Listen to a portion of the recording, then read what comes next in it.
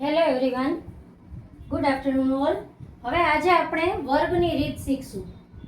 વૈદિક ગણિતની રીતે વર્ગની રીત શીખવાની છે. તો જેમ આપણે એકાધિક શીખી ગયા એના જેવું જ આ છે કે 15 ને 15. હવે તમે જોઈ શકો છો કે અહીંયા 5 છે અને અહીંયા પણ 5 છે. બેયનો ટોટલ 10 થાય છે અને અહીંયા બે ડિજિટ સરખા છે. તો સેમ એ જ રૂલ લાગુ પડશે જે પહેલામાં આપણે કરતા હતા એ રીતે. 5 અને 5 આ બેનો આપણે મલ્ટીપ્લાય કરશું, કારણ કે જે એકમના અંક છે એનો આપણે ગુણાકાર કરશું.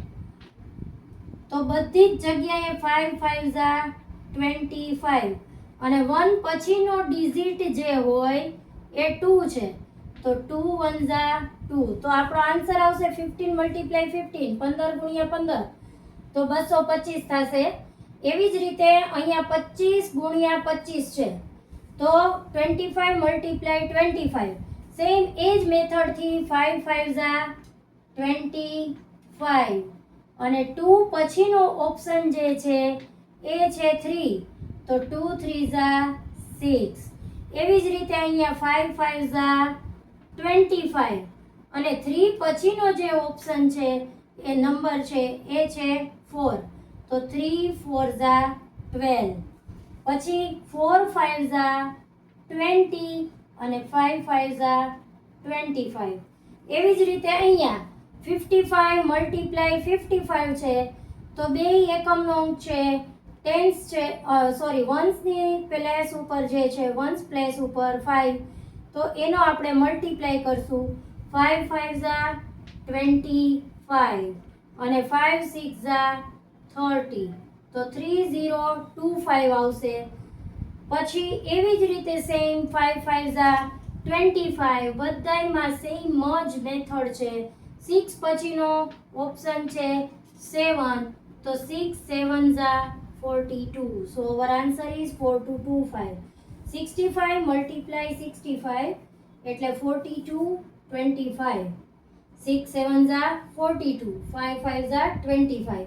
સેમ એવી જ રીતે છે અહીંયા 7 પછીનો ડિજિટ જોવાનો છે. 7 પછી આવે 8, 7 8 ઝા 56, 5 5 ઝા 25. એવી જ રીતે 8 પછી આવશે 9, તો 8 9 ઝા 72 અને 5 5 ઝા 25. સેમ એવી જ રીતે છે 9, તો 9 10 ઝા 90 અને 5 20 ઝા 25. અહીંયા હવે જુઓ 3 ડિજિટ થઈ ગયા.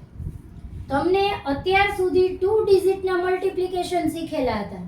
હવે 3 ડિજિટ આવે તો ગભરાવાની જરાય જરૂર નથી. એ જ રીતે આપણે કરવાનું છે. એકમનો અંક લેવાનો. 5 5 ઝા 25. સો અવર આન્સર ઇઝ 25. પછી અહીંયા 10 છે, તો 10 પછી શું આવે? 11 નંબર. તો 11 મલ્ટીપ્લાય 10 એટલે 1 1 0 25. પછી એવી જ રીતે અહીંયા છે, તો 11 પછી આવશે 12. હવે તમને ખબર જ છે કે 11 મલ્ટીપ્લાય 12 આપણે કરવું હોય તો 1 અને 2 છૂટા પડ્યા, બેનો પ્લસ 132. તો આન્સર આવશે 132 25. હવે એવી જ રીતે અહીંયા છે 5 અને 5. ઝડપથી ગુણાકાર કરશું. 5 5 ઝા 25. હવે શું છે? 12. 12 પછીનો ડિજિટ શું હોય? 13. તો 12 મલ્ટીપ્લાય 13. તો આપણે શું કરશું? લીટો 3 દુ 6, 3 એકા 3, 2 એકા 2, 3 ને 2 5. અહીંયા લખશું 5 ને 1 એકુ 1. તો 1 5 6 25. It is our answer. હવે આવી જ રીતે તમે 5 સાથેના મલ્ટીપ્લિકેશન કે સ્ક્વેર છે એ તમે બનાવી શકો છો.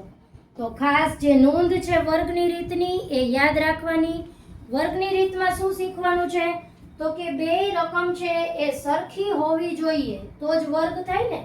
કારણ કે વર્ગનો મીનિંગ છે સ્ક્વેર. સ્ક્વેર ઇટ મીન્સ કે બે સેમ ડિજિટ છે એનો આપણે મલ્ટીપ્લિકેશન ગુણાકાર કરવાનો છે.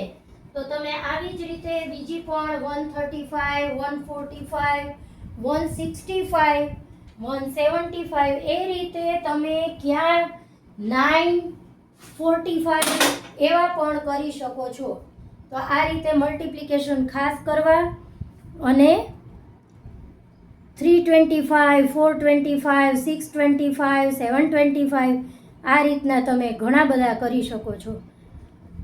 તો ખાસ બધા જ આ વર્ગની રીત અને એકાધિકની રીત મેં જે કરાવી પહેલાં એ બંનેની પ્રેક્ટિસ કરજો. ફર્સ્ટ લેક્ચરમાં એકાધિકની રીત કરાવી છે અને આ નેક્સ્ટ લેક્ચરમાં મેં વર્ગની રીત કરાવી છે.